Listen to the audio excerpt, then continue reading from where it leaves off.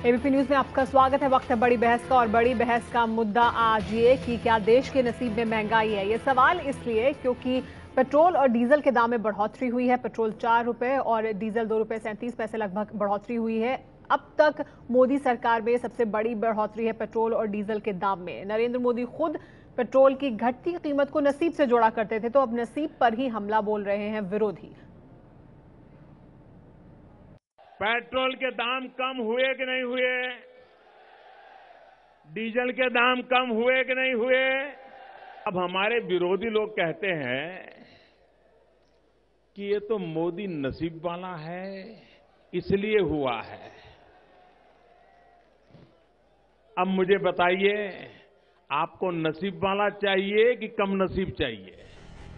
दिल्ली चुनाव के वक्त पेट्रोल की कम कीमत को प्रधानमंत्री नरेंद्र मोदी ने जिस नसीब से जोड़ा था, विरोधी पेट्रोल की कीमत बढ़ने के बाद उसी नसीब को लेकर हमला बोल रहे हैं। आरजेडी प्रमुख लालू यादव ने ट्विटर पर लिखा, भूकंप से भी ज्यादा झटका दिया मोदी सरकार ने। पेट्रोल डीजल के दामों में बेतहाशा बढ़ोतरी, नसीब कहां गया तेल लेने। देखिए, जब कम होते हैं तो कहा जाता है नरेंद्र मोदी जी की नीतियों की वजह से जो है पेट्रोल डीजल के दाम कम हुए हैं। अब जब बढ़ते हैं तो उसका भी श्रेय आप ले लीजिए कि आपकी वजह से ही बढ़े हैं। दरअसल मोदी सरकार में पहली बार पेट्रोल डीजल के दाम में बड़ी बढ़ोतरी हुई है। दिल्ली में पेट्रोल अब 63 रुपए 16 पैसे लीटर का हो गया है। पेट्रोल की कीमत बढ़ने पर अंतर्राष्ट्रीय बाजार में कच्चे तेल की कीमत में इजाफा होने की दलील दी जाती है। आपको बताते हैं इस दलील का पूरा सच। नरेंद्र मोदी ने जब शपथ ली थी, यानी 26 मई 2014 को, दिल्ली में पेट्रोल के 1 लीटर की कीमत थी 71 रुपए 41 पैसे। लेकिन तब कच्चा तेल $105.71 प्रति बैरल का था। आज जबकि दिल्ली में पेट्रोल की कीमत 63 रुपए 16 पैसे कर दी गई है, तो कच्चे तेल का बैरल है $60.30 का। यानी पेट्रोल के भाव सिर्फ 8 रुपए कम हुए हैं, जबकि कच्चा तेल अब भी $43 सस्ता है। इसमें ध्यान देने वाली बात यह है कि 17 रुपए 46 पैसे की एक्साइज ड्यूटी और 2 रुपए 4 पैसे की डीलर कमीशन, यानी कुल 19.5 रुपए फिक्स्ड है। ये 19.5 रुपए अलग करके अगर उस वक्त के भाव को जैसा कच्चा तेल गिरा है वैसे ही घटाएं और एक्साइज और डीलर कमीशन की फिक्स्ड कॉस्ट को जोड़ें, तो उस हिसाब से अगर कच्चे तेल के हिसाब से पेट्रोल का भाव गिरता तो आज दिल्ली में 1 लीटर पेट्रोल 50 रुपए 46 पैसे का होना चाहिए था। आज भी इंटरनेशनल मार्केट के अंदर क्रूड ऑयल की कीमत 40% कम है यूपीए की सरकार के ज़माने के वक्त जो कीमत थी। इस तरह कीमत बढ़ाना दुर्भाग्यपूर्ण है। इसमें एक और पेच है। जब पेट्रोल की कीमतें कम हो रही थीं, तब सरकार ने कई बार एक्साइज ड्यूटी बढ़ा दी। तब दलील दी गई कि अगर बाजार में दाम बढ़े तो उसे संभाला जाएगा। तो बड़ा सवाल यह है कि क्या मोदी सरकार अब एक्साइज ड्यूटी घटाकर पेट्रोल के दाम घटाएगी और जनता के अच्छे दिन बनाएगी? और कुछ अहम सवाल भी हैं इस मुद्दे से जुड़े हुए जो हम अपने दर्शकों के सामने रखना चाहेंगे, जिनके जवाब हम तलाशने की कोशिश करेंगे इस चर्चा के दौरान। बड़ा सवाल ये कि क्या अब देश के नसीब में महंगाई ही है? इसके अलावा एक और बड़ा सवाल ये कि कच्चे तेल के हिसाब से पेट्रोल के दाम क्यों नहीं घटे हैं? अगर कच्चे तेल के दाम घट रहे हैं, उसी तुलना में पेट्रोल के दाम क्यों नहीं घटे हैं? और इसके अलावा एक और बड़ा सवाल ये कि क्या आम आदमी के लिए अच्छे दिन नहीं आएंगे? इस पर बात करने के लिए हमारे साथ तमाम मेहमान मौजूद हैं। सबसे पहले बीजेपी से हमारे साथ संबित पात्रा मौजूद हैं। उन्हीं से हम इस चर्चा की शुरुआत करेंगे। संबित, मेरा सवाल आपसे ये कि क्या अब देश के नसीब में महंगाई है? क्योंकि नसीब अच्छा था तो पेट्रोल के दाम कम हो रहे थे, अब पेट्रोल के दाम बढ़ रहे हैं, तो नसीब में क्या महंगाई है? बिल्कुल नहीं। देश के नसीब में अच्छे दिन ही हैं, क्योंकि आंकड़े भी यही बता रहे हैं। आप चाहे होलसेल प्राइस इंडेक्स को देख लीजिए, जो कि 2015 मार्च के महीने में नेगेटिव -2.33 था, जो आप कंपेयर कर लीजिए पिछले साल अर्थात 2014 मार्च के महीने में जब यूपीए की सरकार थी, तब वो 6% था। रिटेल प्राइस इंडेक्स देख लीजिए, मार्च के महीने 2015 में ये 5.17 है, जबकि मार्च 2014 में 8.25 है। तो WPI में पेट्रोल के प्राइस भी आते हैं। आपने महंगाई पूछा था, मैं महंगाई के विषय में बता रहा था। मेरा सवाल और पेट्रोल के बारे में बता दूं कि अभी जी बोलिए।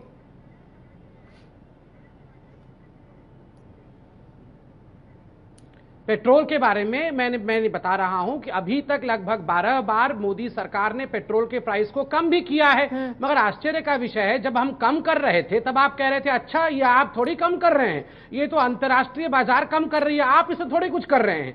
जब आप बढ़ गया है पेट्रोल का प्राइस तो आप बोल रहे हैं अच्छा ये तो आप बढ़ा रहे हैं, आप ले रहे थे। ये दो मानदंड अंतर्राष्ट्रीय बाजार में जो कीमतें घट रही थी ये तो डीरेगुलेटेड कमोडिटीज है। हम नहीं कह रहे थे। संबित पात्रा, ये हम नहीं कह रहे थे, खुद नरेंद्र मोदी अपने नसीब से जोड़ रहे थे कि अच्छा नसीब है तो अच्छा नसीब वाला चाहिए या नहीं, जो अंतर्राष्ट्रीय दाम कम हो रहे थे उसको। बिल्कुल मोदी जी, सवाल हम आपसे ये पूछ रहे हैं, नसीब से नहीं जोड़ रहे थे, जोड़ रहे थे। अभी हमने दिखाया, अभी हमने सुनवाया किस तरह से उन्होंने अपने भाषण में बात बोली दिल्ली में। उन्होंने दिल्ली में अपने भाषण में बात खुद अपने लफ्जों में उन्होंने बात कही। मैं बताता हूं आपको उन्होंने क्या कहा। नहीं ये नहीं, मैं उस पर नहीं जा रहे, वो तो उन्होंने जोड़ा। नहीं संबित, उस पर नहीं जाते हैं, वो उन्होंने जोड़ा था। आप इसका जवाब दीजिए। नहीं आप इसका जवाब दीजिए, आप इसका जवाब दीजिए कि जो जिस तुलना में कम हुआ पेट्रोल का दाम, कच्चे तेल का दाम, उतना फायदा आम आदमी को क्यों नहीं पहुंच रहा? एक्साइज ड्यूटी जो आपने बढ़ाई वो आपने कम क्यों नहीं की? क्योंकि तब ये कहा गया था कि कुशन है, तो वो कुशन को कम क्यों नहीं कर रहे? देखिए आपने पेट्रोल और डीजल के बारे में बात की ना, चलिए मैं पूरी तैयारी के साथ बैठा हूं, मैं डीजल के प्राइसेस के बारे में पहले बता देता हूं। वैसे तो ये डीरेगुलेटेड प्रोडक्ट्स है, मार्केट ही बता सकती है, सरकार तो बता नहीं सकती है, मगर जो आंकड़े हैं वो सुन लीजिए। डीजल का आज प्राइस 49.57 रुपीज पर लीटर है। इसका कॉस्ट एंड फीट डीजल का जो डीजल 3 इक्विवेलेंट है वो 74.56 रुपीज है। एवरेज एक्सचेंज रेट 62.85 है रुपीज और डॉलर्स का। रिफाइनरी ट्रांसफर प्राइस आरटीपी 30.03 है। प्राइस चेंज टू डीलर यही तक कांग्रेस देती थी उस समय। है। एडिशनल एक्साइज ड्यूटी 10.26 रुपीज है। मैं आपको बताऊं आंकड़े, कांग्रेस ने कभी कागज नहीं पढ़ा है। ठीक है, चलिए नरेंद्र तनेजा जी से ले लेते हैं। ठीक है, होता है ये तमाम 47 रुपीज, कुल मिला के 47.57 है, जो है प्राइस वही प्राइस है।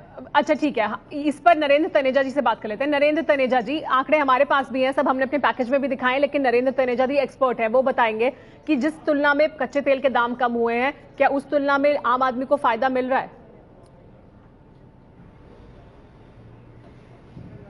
देखिए, अगर आज की तारीख आप बात कर रही हैं, क्योंकि पिछले दिनों हमने देखा कि तेल की कीमत, कच्चे तेल की लगभग 20 से 22% बढ़ी है। अगर अमेरिका को इंक्लूड कर रहे हैं तो 25% ये कीमतें बढ़ी हैं पिछले दिनों कच्चे तेल की, उसका वो रिफ्लेक्ट कर रहा है। दूसरी बात मैं ये कहना चाहूंगा कि यहाँ पे जिस दौर की आप बात कर रही हैं, जिस समय की कीमतें दरअसल बहुत कम हो गई थी, उस समय सरकार ने एक्साइज बढ़ाया था।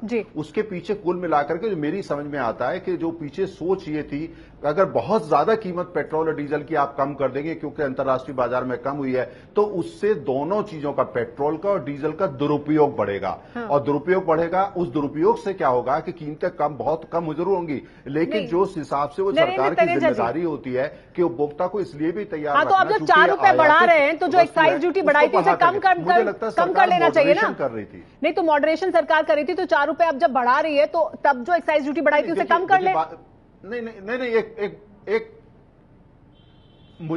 मुझे लगता है कि अगर तेल की कीमत वापस $100 पहुंच जाएगी तो मुझे लगता है सरकार एक्साइज को कम करेगी और उसको मॉडरेट करेगी। ये ऐसा तरीका पूरी दुनिया में तमाम सरकारें इस चीज को लगाती हैं, एक्साइज को और टैक्सेस को नरेंद्र तनेजा जी के लिए। और आप हमारे शो पर ये बोल चुके हैं कि एक्साइज ड्यूटी सरकार क्यों नहीं कम कर रही ताकि आम आदमी को राहत मिले। आपने हमारे शो में इस तरह की बात की जहां पर आपने कहा कि एक्साइज ड्यूटी कम करनी चाहिए ताकि लोगों को राहत मिले।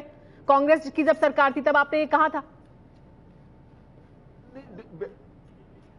नहीं, बिल्कुल। आप देखिए, आप जो कह रहे हैं, मैं अभी भी कह रहा हूं उसी बात को, मैं बिल्कुल उस बात से बरकरार हूं कि जो कीमत एक्साइज को कम करना चाहिए जिससे राहत मिले। के लिए मुझे लगता है अभी वो थ्रेशोल्ड नहीं पहुंचा है, अभी थोड़ा इंतजार करना पड़ेगा। तो कीमत अभी भी जो है वो 65 के आसपास चल रही है। मुझे लगता है कि अगर 70 क्रॉस करता है तो जो मैंने कहा था मैं उस बात को दोबारा दोहराऊंगा। जी हाँ, जयवीर शेलकर हमारे साथ मौजूद है कांग्रेस पार्टी से। जयवीर, आप सुन रहे हैं संबित पात्रा को, वो कह रहे हैं कि इसको यूज करना पड़ेगा। वो कह रहे हैं कि ऐसा कुछ नहीं है, हम तो जो है कीमत वही लोगों को दे रहे हैं।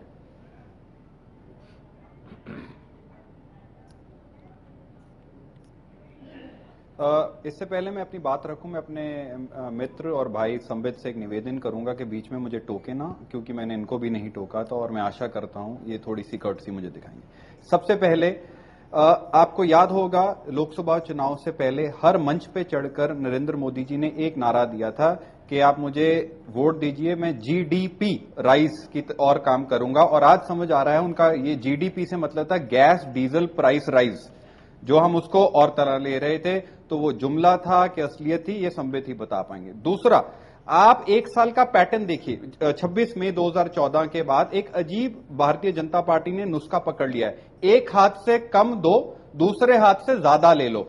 जब राज्यों के कोई भी चुनाव आए, दिल्ली पेट्रोल की कीमत गिरा दो, एक्साइज ड्यूटी 2 रुपए पर लीटर से बढ़ा दो, और जब लोग इनको वोट दे दें या खुशियां मनाने, तब एक हाइक का कुल्हाड़ा मार दो। अब मेरे मित्र संबित बहुत आंकड़े गिना रहे थे, ये कैसा गणित है? मैं इनसे पूछना चाहता हूं कि जब अंतर्राष्ट्रीय स्तर पे प्राइसेस बढ़ती हैं उसका चोट हमें लग जाती है, जब कम होती है उसका फायदा नहीं होता।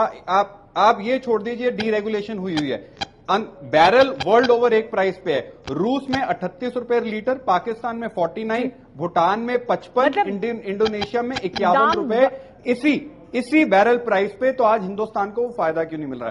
तीसरा, मैं पूरे 2 बातें और रखूंगा, फिर आप खेल लीजिए। आपने बहुत अच्छी बात की एक्साइज ड्यूटी की। आंकड़े कहते हैं 30,000 करोड़ इकट्ठा हुआ है, जो 4 बार एक्साइज ड्यूटी हाइक हुई है, उसका फायदा नहीं मिला। डीजल प्राइस कम हुई, आते ही झटका मारा, 14% रेलवे प्राइस में हाइक हो गया डीजल प्राइस का। कस्टमर कंज्यूमर को, जो यात्री हैं, उनको कोई फायदा नहीं पहुंचा। और आप कह दिया हमने किराया बढ़ाया ही नहीं, 14% तो ऑलरेडी बढ़ा चुके थे। तो आज ये सब आंकड़े सुनाना इस बात का उत्तर दे दें कि रेशियो में, जब पहले भी एक्सचेंज रेट फ्लक्चुएशन भी ये फैक्टर इन कर दे, मैं इनको ये राहत देता हूं। जब बैरल प्राइस इसी के लगभग होती थी, तब पेट्रोल की प्राइस देख लीजिए भारतवर्ष में, और आज वो बैरल प्राइस क्या है, तब पेट्रोल कंपैरिजन कर लीजिए, तो दूध फायदा नहीं मिल रहा है। अगर कम हो रही है कीमत तो जब बढ़ रही थी, अगर वो बढ़ावा और दाम में इसकी चोट देखिए, आज कृषि संकट है। जवाब देना चाहते हैं संबित इस पर? जी संबित। नहीं, एक और बात, आज कृषि संकट है हमारे देश में। सुमेरा, एक बहुत महत्वपूर्ण संकट है हमारे देश में। आखिरी बात किसानों के लिए भी एक मुश्किल समय है। फैसला वो जो आप फैसला और रखिए, वो रख लीजिए, बाद में बता दीजिएगा। अभी उत्तर सुन लीजिए ना। हाँ। आप देखिए, बार बार ये जो उठाया जाता है कि पाकिस्तान में प्राइसेस कम है उसी बैरल रेट पे, तो आप सुनिए, पाकिस्तान को एक ब्रदरहुड प्रीमियम मिलता है सऊदी अरब से। पाकिस्तान एक मुस्लिम कंट्री है, तो जो तमाम मुस्लिम कंट्रीज ऑयल देती है वो ब्रदरहुड प्रीमियम देती है मुस्लिम कंट्रीज को। उल्टे इंडिया को एक एशिया प्रीमियम देना पड़ता है, क्योंकि इंडिया एक इस्लामिक कंट्री नहीं है। लीजिए एक्सपर्ट से। संबित, आप हमारे आंकड़ों का जवाब दे दीजिए। आप बहुत आंकड़े लेकर आए ना, सस्ते होते हैं बनस्बत इंडिया। तो ये कंपेरिजन पाकिस्तान के साथ कंपेयर ना करें। आप इस आंकड़े का जवाब दीजिए ना संबित। अच्छा ठीक है संबित, मेरा सवाल सुन लीजिए। नहीं, मेरा सवाल सुनिए आप। नहीं सर, मेरा सवाल सुन लीजिए। आप आंकड़े लेकर आए ना, इस आंकड़े का जवाब दे दीजिए जो हमने अपने पैकेज में भी दिखाया। 26 मई 2014 को कच्चे तेल के बैरल का दाम था $105.71 प्रति बैरल, और तब कीमत थी $71.41। आज 1 मई 2015 को ये $60 है, $60.30 है, और अब जो कीमत है वो $63.16 है। ऐसे कैसे है?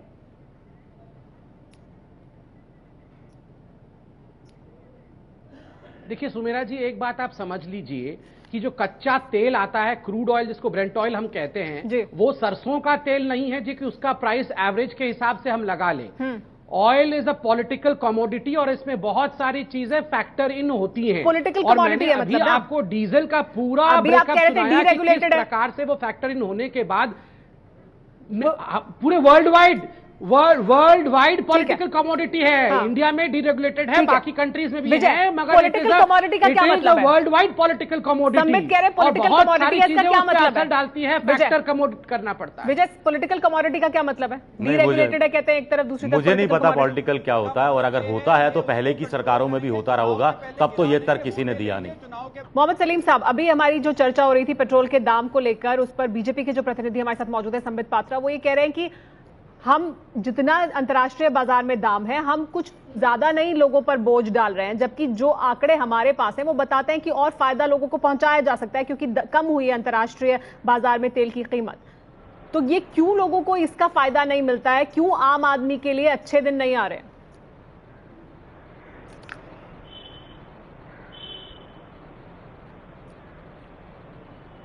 संबित पात्रा बीजेपी की तरफ से जो बोल रहे हैं, वो 2 साल पहले बीजेपी के पक्ष में यही बात बोल सकते थे कांग्रेस की तरफ से भी यही बात हो सकती थी। 2 साल पहले बीजेपी जो कह रहे थे, आज संबित पात्रा को ये कहना चाहिए। मोदी जी क्या कहे थे 2 साल पहले, जब यूपीए सरकार बढ़ा रही थी कि जनता के ऊपर बहुत बड़ा बोझ, गुजरात की जनता के ऊपर बहुत भारी बोझ। 30 अप्रैल को पिछले साल गुजरात में चुनाव हुए थे, 26 में से 26 सीटें बीजेपी को मिली थी, अच्छे दिन लाएंगे बोल करके। 1 साल पूरा हुआ गुजरात का वोट का, पूरे देश की जनता को उन्होंने इनाम दिया। और आज कहते हैं अंतर्राष्ट्रीय बाजार, जो आप जो सवाल कह रहे हैं बिल्कुल सही है कि अंतर्राष्ट्रीय बाजार में जो कीमत गिरा वो जनता को वो नहीं दिए, बल्कि वो टैक्स लगा करके वो पैसे को वो दोहन कर लिए। और ये कांग्रेस भी कर रही थी, ये बीजेपी भी कर रही है। केंद्र सरकार समझती है पेट्रोल, डीजल, ये तेल जो है या गैस जो है ये एक मिल्किंग काऊ है, इसका दोहन करेंगे। और सरकार अपना जो बजट में जो बड़े बड़े कॉर्पोरेट को जो छूट दे रही है उसको ये जनता से, आम जनता से, यार 1 मई जो है वो मजदूरों का दिवस है। ये मेहनत का लोगों के ऊपर सीधा प्रहार है, क्योंकि इसका असर पड़ता है महंगाई के ऊपर, महंगाई के ऊपर सीधा असर पड़ता है। जी हाँ संबित, महंगाई पर सीधा असर पड़ता है, और अगर राहत दी जा सकती है तो वो आम आदमी को राहत क्यों नहीं मिल रही? आप वही तर्क कैसे दे रहे हैं जो पहले कांग्रेस पार्टी दिया करती थी? अब आप बीजेपी में, अब आप सत्ताधारी दल में, तो अब आप वही तर्क दे रहे हैं जो कांग्रेस दे रही थी, उन्हीं की नीति पर आप आगे बढ़ रहे हैं।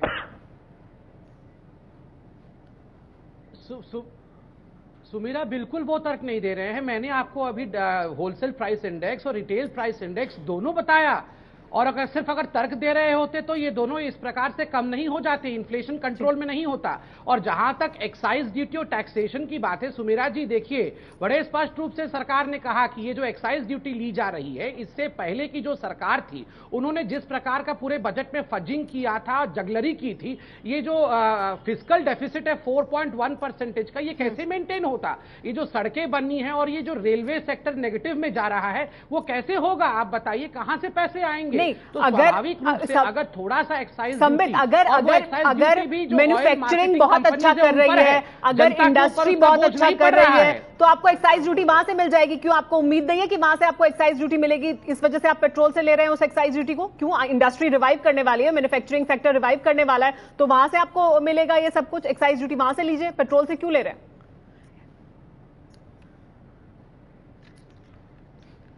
नहीं, बिल्कुल आप ठीक कह रहे हैं कि अगर रिवाइव करेंगे, और हमने किया भी है। आप देखिए जो IIP है, इंडस्ट्रियल प्रोडक्शन इंडेक्स है, वो भी 5% में आ गया है इस फरवरी के 2015 में, जो कि -2 था पिछले वर्ष फरवरी में। और दूसरी बात, प्रेम शुक्ला जी भी हमारे साथ हैं, वो इस पर कुछ कहना चाहते हैं। राज्यों का एक बहुत बड़ा हिस्सा होता है। यहाँ अगर दूसरे राज्य के लोग मौजूद है, उनसे पूछिए, कोई छोड़ लालू प्रसाद यादव जो बोल रहे हैं, जो आपने बढ़ाया उसे कम करना चाहिए। प्रेम शुक्ला जी, प्रेम शुक्ला जी चाहेंगे, प्रेम शुक्ला जी राज्यों की बात भी कर रहे हैं और आप सहयोगी भी हैं, क्या आप साथ हैं सरकार के इस फैसले के साथ कि अगर कम हुआ है दाम तो क्या वो फायदा आम आदमी को नहीं मिलना चाहिए? जी जी जी जी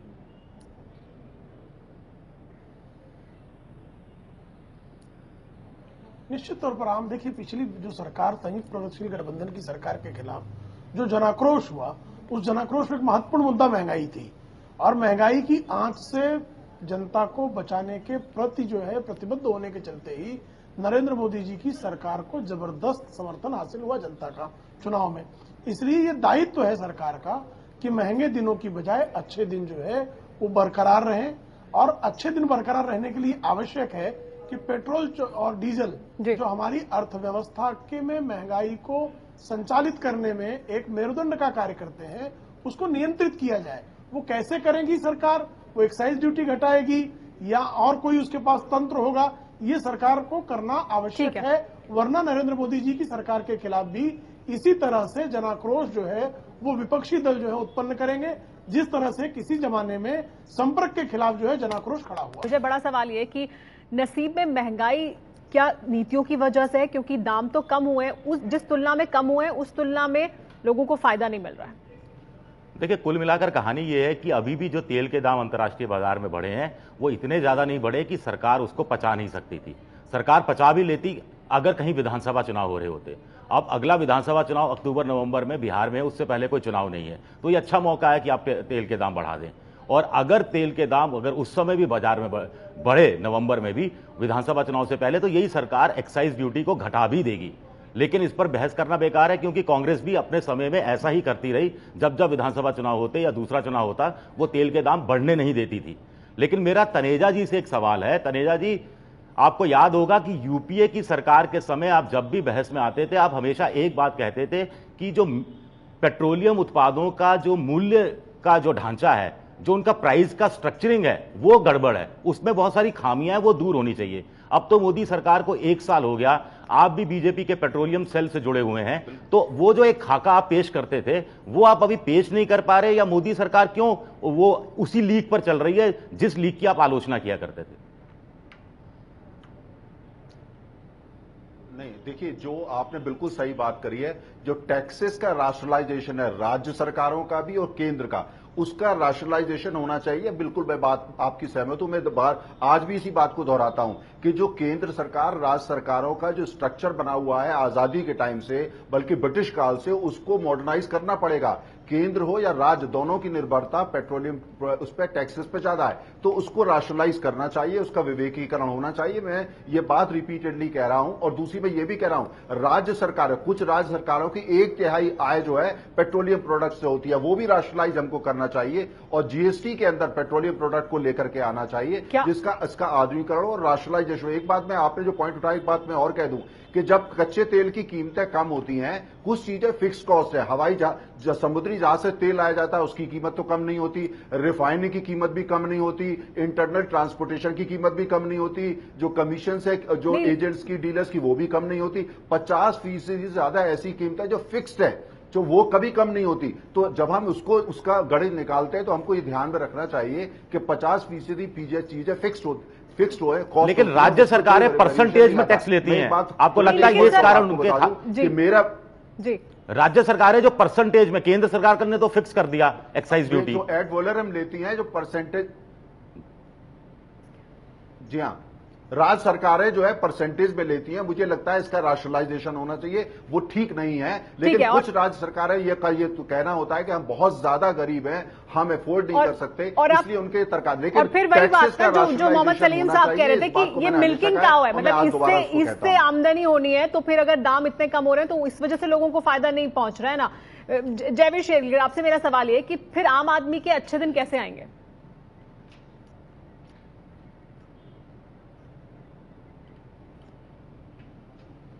देखिए, अच्छे दिन तो आए गए हैं। 15 लाख मिल गया है, गंगा मैया भी साफ हो गई है, सब्जियों की कीमतें भी गिर गई हैं। मैं अपने मित्र संबित को कहूंगा थोड़ा इस बात पे रोशनी डालें कि आज भिंडी का दाम क्या है, मई 1 से लेके आज तक। इनको आज बाजार जाएंगे, इनको मालूम होगा 133% बढ़ोतरी है भिंडी की कीमत में। खाते होंगे, इनको मालूम होगा। दूसरा, चलिए अभी पेट्रोल पे आ जाते हैं। पाकिस्तान का उदाहरण दिया कि वो मुस्लिम देशों को लेकिन जयवीर, बड़ा सवाल ये कि यही नहीं, मैं आ रहा हूं, मैं पेट्रोल पे ही आ रहा हूं। हाँ, रशिया, भूटान तो मुस्लिम देते थे, जो अब संबित दे रहे थे उनसे तो आपको हाँ, इसी तर्क मैं एक चार्ट लेके आया हूं। हाँ, इसी तर्क। मान लीजिए कांग्रेस बहुत गलत थी, कांग्रेस ने फायदा नहीं पहुंचाया, मैं उस स्तर पे बहस कीजिए। 115 रुपए बैरल था, 74 रुपए प्राइस थी। अगस्त 2013 में भारतीय जनता पार्टी ने बहुत शोर मचाया। अगस्त 2014 में 100 रुपए बैरल हुआ, कीमत 75 रुपए हो गई। 1 रुपए की बढ़ोतरी हो गई, गिरा। तो कांग्रेस ने बहुत बुरा किया, बीजेपी ने उस बुरा को और बुरा कर दिया। इस आंकड़े को लेके चलिए। तीसरा, आज एक कृषि संकट चल रहा है। आप संबित बहुत आंकड़े लेके आए हैं आपके शो पे। मैंने शुरू में ही कहा, एक हाथ से छोड़ा दो, दूसरे हाथ से ज्यादा ले लो। आप ट्रांसपोर्टेशन और फ्रेट की बात कीजिए, देश में पेट्रोल ये सब कनेक्टेड है। यूरिया शॉर्टेज है, बहुत ज्यादा यूरिया शॉर्टेज है। नवंबर 2014 में यूरिया पे फ्रेट बढ़ा दी। आज ये जो कीमतें बढ़ी हैं, इसका किसान पे भी असर होगा। उनकी तरफ उनकी सहायता करने की बजाय, ठीक है संबित, लेकिन जयवीर ये कह रहे हैं कि अगर जी बिल्कुल, मैं आपसे बात करूं, आपको ही ज्यादा समय दे रहे हैं सर, आपसे ही हर सवाल का जवाब ले रहे हैं। संबित, जयवीर कह रहे हैं कि उन्होंने बुरा किया, लेकिन आप उसी नीति पर आगे बढ़ रहे हैं, आप और बुरा कर रहे हैं। आपको तो अच्छा करना था। नहीं, मैं आपको देखिए, मैं तटस्थ मैं तटस्थ होकर जवाब देता हूं, मगर मुझे थोड़ा हंसी इसलिए आया था पहले क्योंकि आपने जयवीर जी से पूछा था, बताइए जयवीर जी अच्छे दिन कैसे आएंगे। अगर इनको पता होता अच्छे दिन कैसे आएंगे तो थोड़ी लूटमार की सरकार 10 साल तक चलाते। अच्छे दिन आए नहीं ना अभी भी। सुमेरा जी, जो बड़ा एक कमी रहा है हिंदुस्तान के पॉलिसी में, मैं बताऊं आपको, आ गए 15 लाख भी आ गया, अच्छे दिन आए हैं, आ रहे हैं, सुन तो लीजिए प्लीज। अच्छे दिन तो आए हुए हैं। जयवीर जवाब सुन लेते हैं। आप ही कह रहे थे कि इंटरफियर मत करिए और आप ही इंटरफियर कर रहे हैं। जी बोलिए। आप ही कह रहे थे इंटरफियर मत करिए और आप ही समय ऐसे जाएगा, आप बोलिए। जी बात है जी। देखिए, सबसे बड़ी जो कमी पॉलिसी की रही है,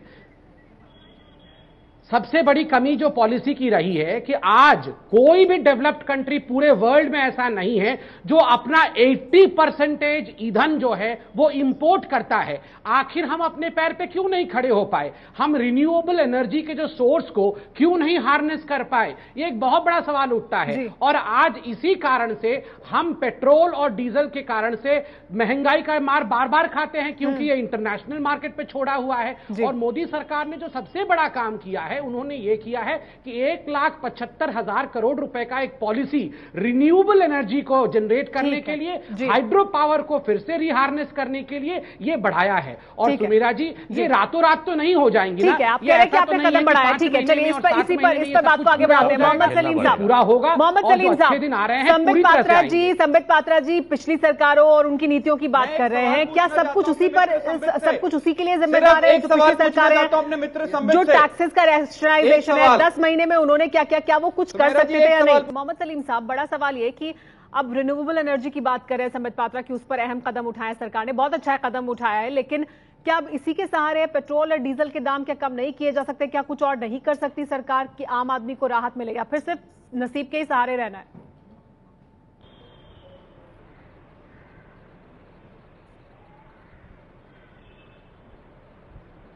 घोषणाएं हो रही है, लेकिन हकीकत में क्या हो रहा है?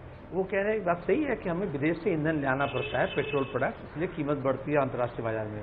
लेकिन जो 40% 30% हमारे देश में पैदा होता है, उसके कीमत क्यों इंटरनेशनल मार्केट के प्राइस के मुताबिक दिया जाता है? और हम तो स्पॉट में नहीं खरीदते हैं, हम तो पहले बुक खरीदते हैं। तो जैसे तेल की कीमत बढ़ती है वैसे ही बढ़ाने की जरूरत हो जाती है। और तीसरी बात है, प्राइस स्टेबलाइजेशन मैकेनिज्म के लिए सरकार के पास बंदोबस्त थी, उसे खत्म किया गया, अब वो क्यों नहीं चालू करते हैं? और एनर्जी जो हमारे यहाँ बिजली हमारे देश में हम बनाते हैं, या हमारे देश में कोयला उत्पादन होता है, क्या उसकी कीमत नहीं बढ़ रहे हैं? तो ये तर्क गलत है। बल्कि जरूरत इस बात की है कि 1 रुपए जो शेष थे हर लीटर पेट्रोल डीजल में, उसे ये सरकार 4 रुपए क्यों कर दिए, वो व्याख्या करे। और एक्साइज ड्यूटी बढ़ा करके या इंपोर्ट ड्यूटी बढ़ा करके क्यों वो फायदा उठाना चाह रहे हैं? वो तेल के ऊपर से सरकार फायदा उठाना बंद कर दे। और बीजेपी सरकार ये महंगाई के बारे में, कालाधन के बारे में और बेरोजगारी के बारे में यूपीए सरकार के विरोध किए थे और कहते हम नया कुछ देंगे। और ये तीनों फ्रंट में, कालाधन के बारे में मुकर गए, महंगाई के बारे में भी विफल रहे और बेरोजगारों को रोजगार मुहैया कराने के मामले में भी सरकार कुछ नहीं कह रही। अब नए नए सपना दिखा रहे हैं। वो जो चुनाव में जो वायदे किए थे उसके क्या हुआ? ठीक है, प्रेम शुक्ला जी, लोगों ने एक उम्मीद के साथ वोट किया था ना इस सरकार के लिए, नई नीति या नई कोई पहल होगी, लेकिन वो नई पहल नहीं दिख रही है। तो फिर तो नसीब के ही भरोसे हो गया ना सब कुछ। जी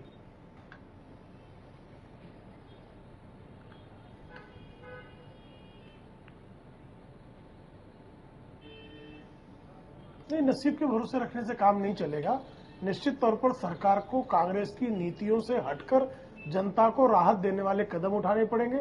जब तक सामान्य व्यक्ति की आय नहीं बढ़ती, यदि उसका लगातार व्यय बढ़ता जाएगा तो इससे असंतोष पैदा होगा। लोगों ने बहुत विश्वास किया है और नरेंद्र मोदी जी की सरकार को चुना है। यदि इस सरकार ने भी स्वयं को परफॉर्म करने में असफल पाया तो लोग जो है अराजकता की स्थिति को पहुंच जाएंगे।